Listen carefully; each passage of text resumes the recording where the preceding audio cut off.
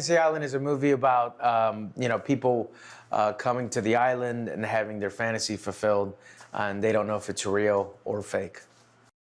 Your first rule is you can only have one fantasy, and your second rule is you have to see your fantasy through to its natural conclusion.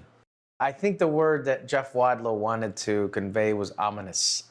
You really didn't kind of know what he was thinking or what position he held, at any point in time in the movie.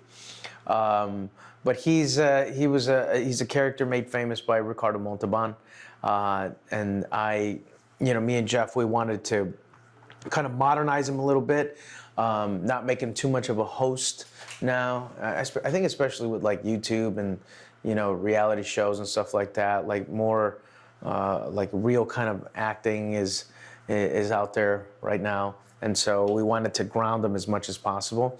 Although when you look back at Ricardo Montalban and what his performance, it was pretty darn good, and that's kind of, he played himself a little bit.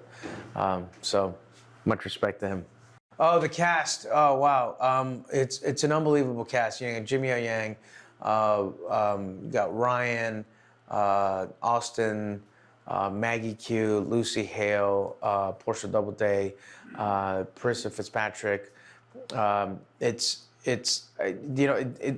amazing how many great actors are in this movie. But the one thing that I don't know if it was Jeff's gift or whatever, but these guys were all really hungry for the movie, and it was kind of inspiring.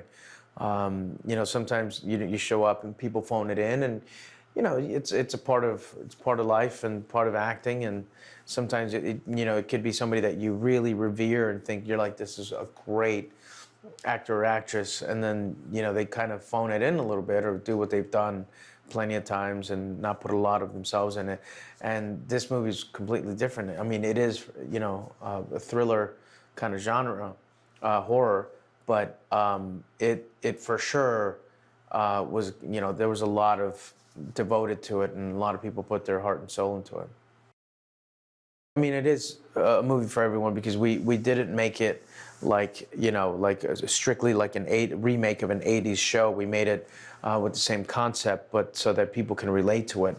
And I think people are gonna like this movie. When I read this movie, I was like, oh, okay, cool. I think this is something that everybody will like.